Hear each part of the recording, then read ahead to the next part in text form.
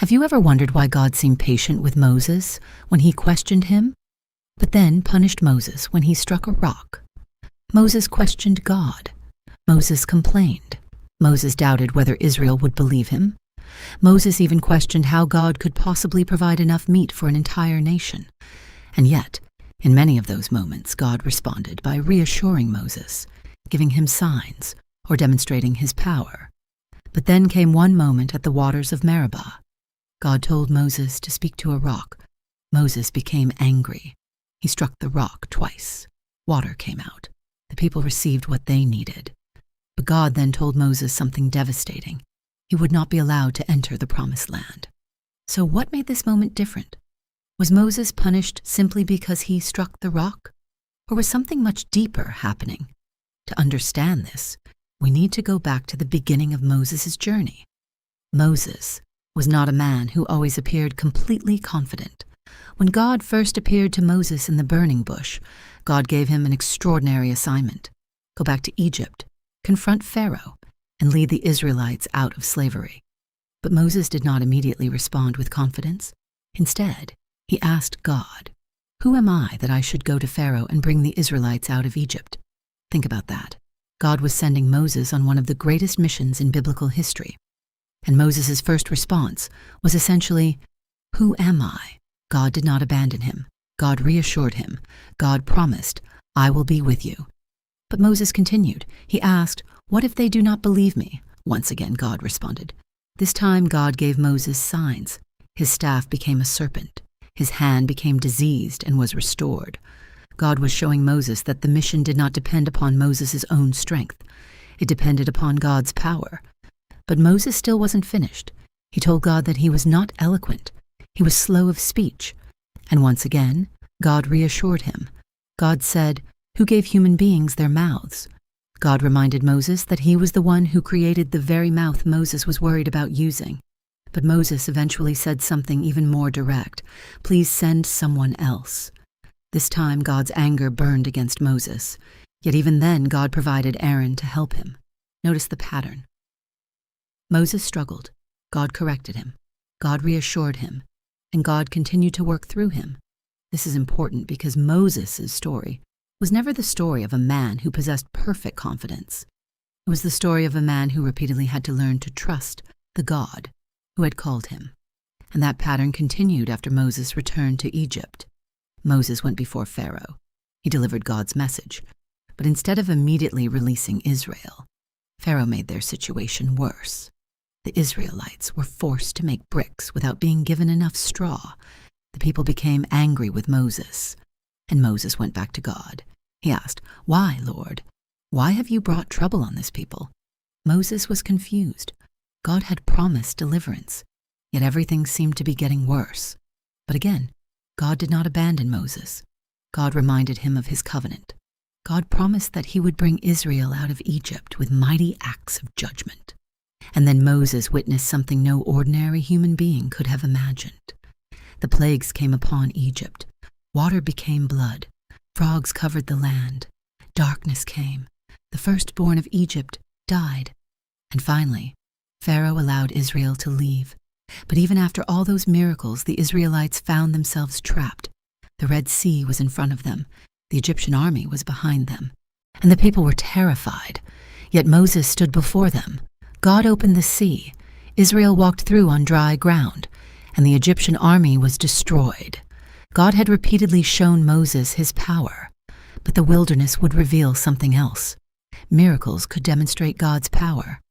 But God's people still had to learn trust and obedience, and this brings us to one of the most fascinating moments in Moses' life. The Israelites complained about food. They wanted meat. They remembered the food they had eaten in Egypt, and their complaining became so intense that Moses became overwhelmed. He went before God and basically said, "Why have you brought this trouble upon me?" God then promised something extraordinary. He would give the people meat, not just for 1 day, not just for 2 days, not for 5 days, not for 10 days, not even for 20 days. God said they would eat meat for an entire month. Moses struggled to understand how this could happen. He asked, "Where can I get meat for all these people?" Moses looked at the size of the problem. Hundreds of thousands of people needed food, and Moses wondered how God could possibly provide it. Then God answered with one of the most powerful questions in the story.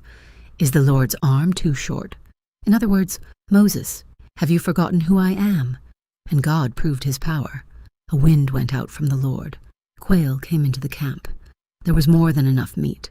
Moses had questioned how God could accomplish it, and God demonstrated that nothing was too difficult for him. So here is the mystery. If God was patient with Moses when he questioned the promise of meat, why was the rock incident different? If God understood Moses' weaknesses, why didn't he simply reassure him again? Why did this particular failure cost Moses his entrance into the promised land? To answer that, we have to go to Numbers chapter 20. The Israelites arrived at a place called Meribah, and once again, there was no water. The people complained. They argued with Moses. They asked why he had brought them into the wilderness. Moses and Aaron went before God, and God gave Moses a very specific instruction. God said, "Take the staff and speak to that rock before their eyes, and it will pour out its water." There was no ambiguity. God did not tell Moses to strike the rock. God told him to speak to it, and this is where everything changed. Moses gathered the people, but instead of calmly carrying out God's command, Moses said, "Listen, you rebels, must we bring you water out of this rock?" Then Moses raised his staff and struck the rock once, then again, and water came out. The miracle happened. The people got their water, but something had gone wrong. God then spoke to Moses and Aaron, and his words explain the entire incident. "Because you did not trust in me enough to honor me as holy in the sight of the Israelites, you will not bring this community into the land I give them." Notice what God said. He did not simply say, "Oh, you struck the rock." He said, "You did not trust in me enough to honor me as holy." That changes the way we understand the story. The problem was not merely the physical action of hitting the rock. The deeper problem was Moses' failure to represent God correctly before the people. God had given Moses a command. Moses did something different, and Moses' words were also significant. He said, "Must we bring you water out of this rock?" Who was bringing the water? Moses? Aaron? No, God was. The miracle belonged to God. The power belonged to God. The provision belonged to God. But Moses' angry words could make it sound as though he and Aaron were personally responsible for producing the miracle, and God was concerned about how the Israelites understood him. This was not just a private mistake. Moses was God's representative. The entire nation was watching him, and that is why the consequences were so serious. There is another detail that makes the story even more interesting. Earlier in Israel's journey, there was another time when the people had no water. In Exodus chapter 17, God told Moses to strike the rock, and Moses did exactly that. He struck the rock. Water came out. It worked. But years later, God gave Moses a different command. This time, God said, "Speak to the rock." Moses may have been relying on what God had commanded previously, but yesterday's instruction was not today's instruction. God was asking Moses to obey him in this specific moment, and Moses failed to do so. This teaches us something profound. Sometimes we can become so familiar with the way God has worked in the past that we stop paying attention to what God is asking us to do now. Moses had seen God use his staff before. He had seen the Red Sea open. He had seen Egypt devastated by plagues. He had seen water come from a rock. He had seen manna appear. He had seen quail fill the camp. He had witnessed God's power again and again. But experience with God does not give us permission to stop obeying God. In fact, the greater the responsibility, the greater the accountability. Moses was not an ordinary Israelite. He was the leader of the nation.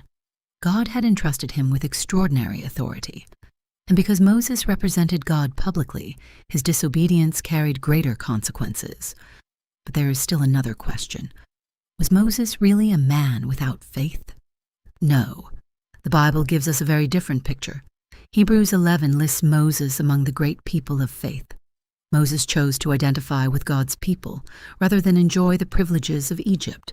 He left Egypt. He endured hardship. He trusted God's promises. He led Israel through the wilderness. He repeatedly interceded for people who were constantly rebelling against God. So the story is not saying Moses was a fake believer. It is showing us something much more uncomfortable. A faithful person can still have moments of weakness. A great leader can still fail. A person who has witnessed God's power can still become frustrated. And someone who has walked with God for decades can still make a serious mistake. But there is an important difference between struggling to understand God's power and knowingly disobeying a clear command. When Moses asked, "How can this possibly happen?" God could answer by saying, "Is my arm too short?" But at Meribah, Moses had already received the instruction. The question was no longer, "Can God do it?" The question was, will Moses do exactly what God told him to do? And that is why the rock became such a serious matter. God was not simply testing whether Moses believed that water could come from a rock. God was testing whether Moses would trust him enough to obey.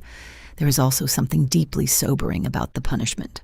Moses had spent 40 years in the wilderness, leading Israel. He had endured their complaints. He had interceded for them. He had spoken with God. He had received the law. He had carried an enormous responsibility. And yet, he would not personally enter Canaan. Moses eventually climbed Mount Nebo. From there, God allowed him to see the promised land. He could see the land. He could look upon the destination, but he would not cross into it. At first, this can seem incredibly harsh, but the Bible is teaching us something about leadership and accountability. God's grace does not mean that our actions have no consequences. God can forgive a person while still allowing consequences to remain. And God's patience with Moses in earlier moments should not be confused with approval of disobedience. God was patient with Moses because Moses was learning. But at Meribah, Moses was responsible for obeying a clear command and representing God's holiness before the nation. That is why this story should not simply be titled, "Moses struck a rock and God got angry." The deeper story is much more powerful. Moses had spent his life discovering that God's power was greater than human limitations. When Moses said, "Who am I?" God said, "I will be with you." When Moses wondered whether Israel would believe him, God gave him signs. When Moses said he could not speak, God promised to help him. When Moses wondered how Israel could possibly receive enough meat, God sent quail. When Israel stood trapped at the Red Sea, God opened a path where there appeared to be no path. Again and again, God showed Moses, "My power is greater than your problem." But at Meribah, God was asking something different. He wasn't asking Moses to calculate whether the miracle was possible. He was asking Moses to obey, speak to the rock. And Moses struck it instead. The lesson is powerful. God does not expect us to understand everything before we trust him. Moses didn't understand how God would feed Israel. God showed him. Moses didn't know how God would deliver Israel from Egypt. God showed him.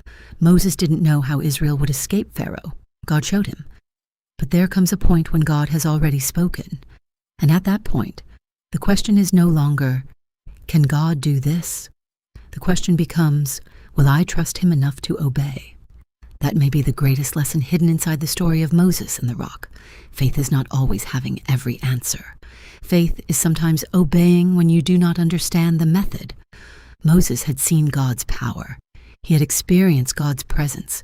He had witnessed miracle after miracle. But at Meribah, he needed to remember that the God who had performed all those miracles was still worthy of complete obedience. And perhaps that is why this story still speaks so strongly today. You may have seen God answer prayers before. You may have seen doors open that you thought were impossible. You may have experienced God's provision. You may have watched God make a way when there seemed to be no way. But previous miracles do not replace present obedience. The God who helped you yesterday is still asking you to trust him today. And when you don't understand what he is doing, remember Moses. There were moments when Moses asked questions. God reassured him. There were moments when Moses struggled. God demonstrated his power. But there was also a moment when Moses was given a clear command. And that time, God expected obedience. So perhaps the greatest question isn't, why did God punish Moses for striking the rock? And perhaps the deeper question is, what has God already told me to do that I am refusing to obey because I am waiting for another sign? Moses wanted to see God's power, but sometimes God wants us to demonstrate our trust through obedience. The rock reminds us that God's power is unlimited. His patience is great. His mercy is real. but his holiness should never be treated casually. And Moses' story reminds us that being used greatly by God does not make us above correction. Even the greatest leaders remain servants. Even the strongest believers can have moments of weakness. And even when God does not give us the outcome we hoped for, his faithfulness does not end. Moses did not enter Canaan, but Moses' story did not end at the border of the Promised Land. His life still stands as one of the greatest testimonies of faith in Scripture. He walked with God. He struggled. He questioned. He obeyed. He failed. He was corrected. And yet God continued to work through his life. So when you read the story of the rock, don't only see Moses' failure. See the warning. See the mercy. See the patience of God. And above all, see the lesson. God does not merely want us to believe that he is powerful. He wants us to trust him enough to obey him. Because sometimes the greatest test of faith is not whether we believe God can perform the miracle. It is whether we will do what God told us to do before the miracle happens. And that is why Moses struck the rock, and why that one moment became one of the most sobering lessons in his entire journey with God.